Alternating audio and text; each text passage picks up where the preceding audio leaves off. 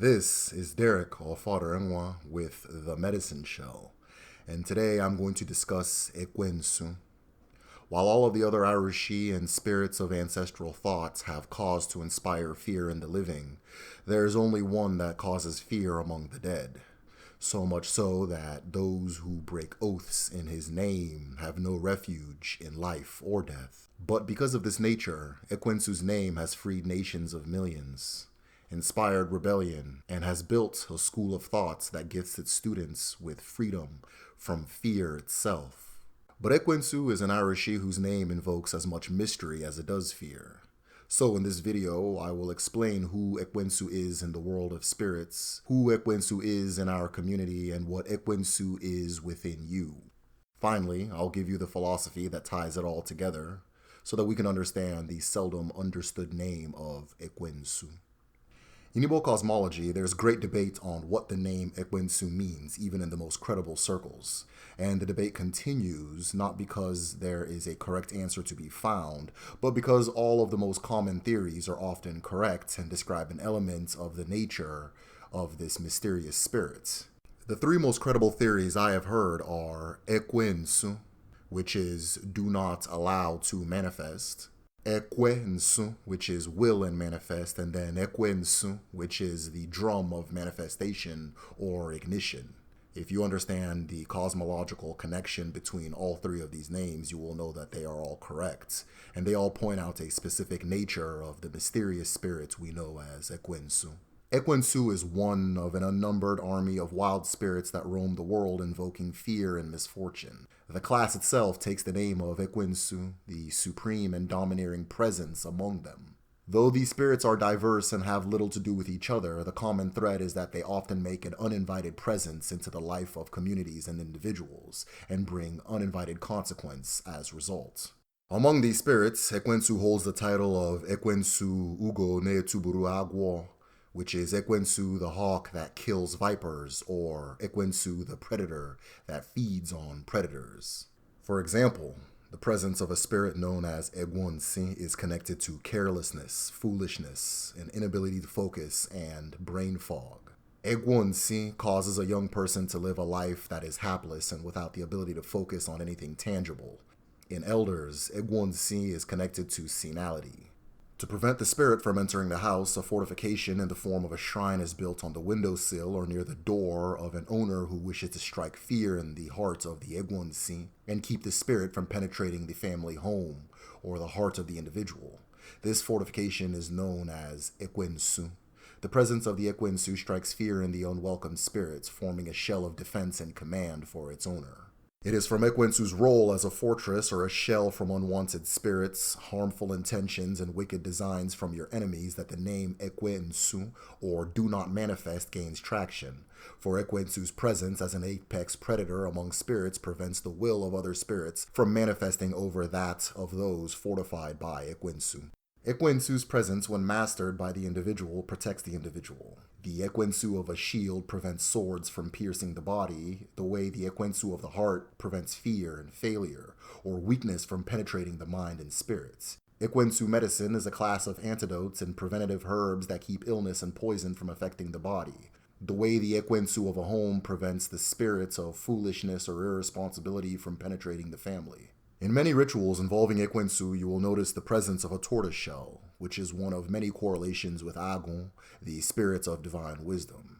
Inside of the tortoise shell represents the universal mind, or Agun itself, while the shell represents Ekwensu, that which does not allow harm to penetrate what is within. The second school of thoughts believes that Ekwensu means drum of ignition. The Ekwensu on the windowsill features a bowl and a tortoise shell. Within this bowl is sand from the home of the eldest man in one's kindred, and ash from the roast wood of that elder's tree of life. Once the shrine neutralizes the unwelcome spirit, the person affected collects the bowl and enters the evil forest, while a dibia follows behind them with the tortoise shell, drumming songs of protection against it with the horn of an antelope. The sand and ash are disposed in the ajofia, locking the spirit in the evil forest where it belongs, and freeing the individual from its hold. The drumming aspect of Ekwensu is tied to the fact that many communities see Ekwensu as a messenger and a messenger alone.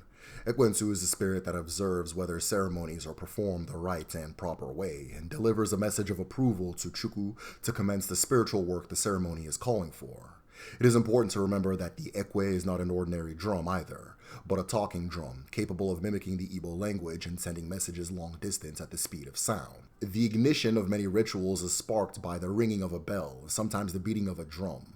It is also key to remember that many of the oracles in Igbo land feature a drum as the focal point, which is carved from a large and great Iroko tree. It is often said that Ekwensu Enwedi or Ekwensu has no physical or wooden representation, the Ungu being a tree often used to create depictions of the Arushi and especially the Ikenga. Ekwensu is instead represented in the form of drums, shields, and shells, all of them having a common tie. There is also a specific art of war tied to the drum correlation in the Ekwensu elements, which I will explain shortly. Finally, there are those who interpret the name to mean speak and manifest, drawing from the igniting words either from the mouth or from the drum needed for the ritual to come forward. An army lines a walled city with intention to pillage on the mind. A general blows a horn and the men charge into battle. In this ritual, the horn plays the role of the Ekwensu, or two boxers eye each other from two diagonal ends of a square. A bell is rung, and the fight commences. In this ritual, the Ekwensu is akin to the bell.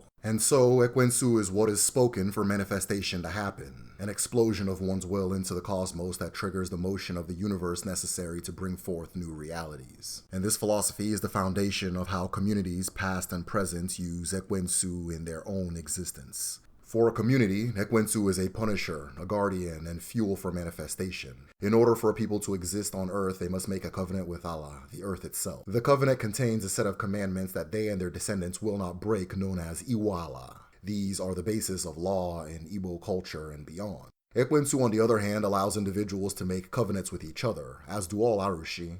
When two people go into an agreement, they have the option to swear the agreement onto an Arushi or an oracle. The effectiveness is based on the mutual fear or respect the individuals have for the Arushi. One of the most common sworn upon is Ekwensu. Because Ekwensu is a brutal punisher, blood oaths are taken in Ekwensu's name that binds two people to the fulfillment of the oath's conditions.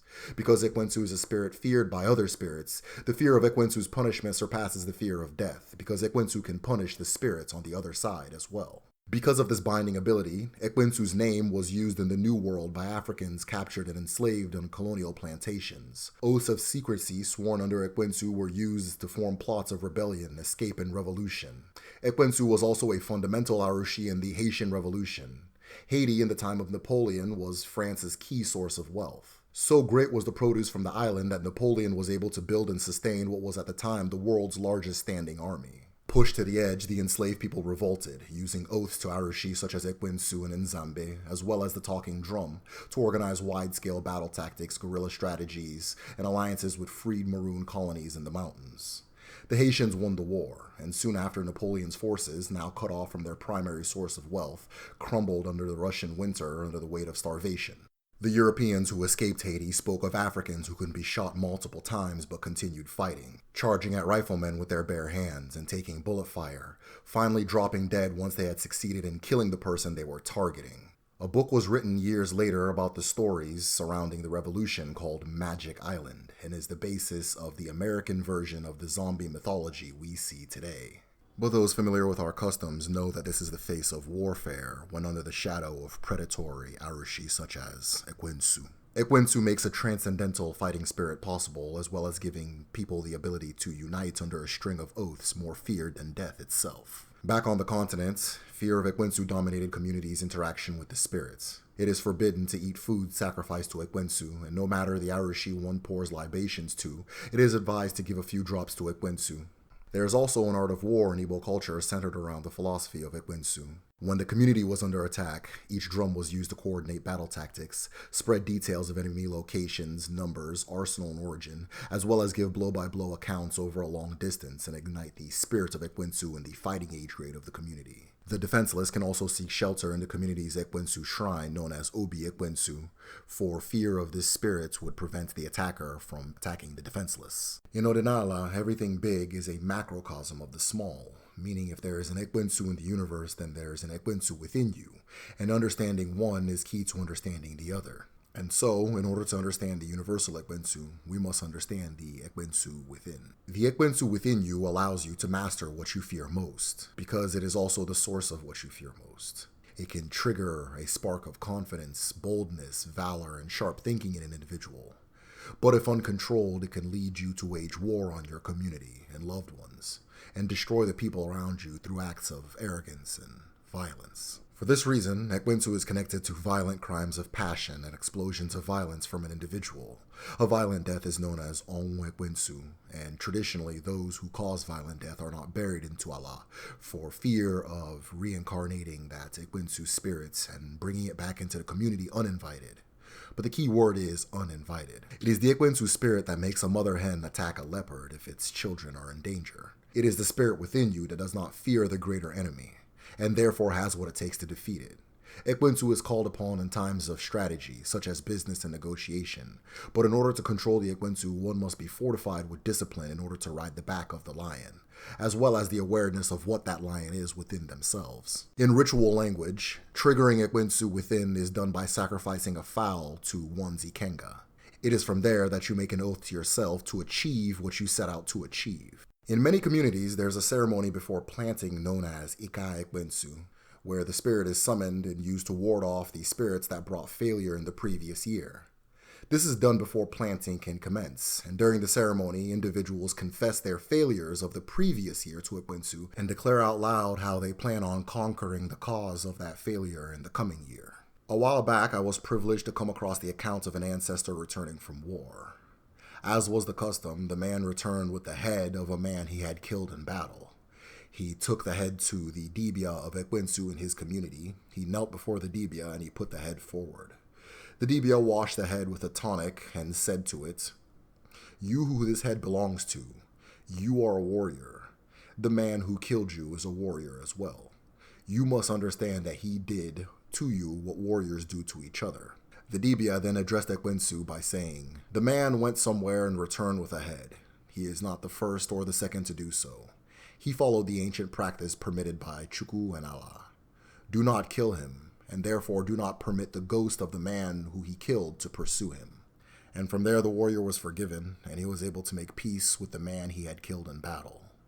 A peace enforced by the enforcer of all enforcers, Ekwensu. Let me know what you think. I'm looking forward to seeing your comments below. I know that the spirit of Ekwensu, or the name of Ekwensu, is very controversial in our contemporary culture. Go ahead and comment below. Hit like if you liked the video. Share it with the people you think it would be nice for them to see. And remember to subscribe. Thank you very much for watching, and stay tuned.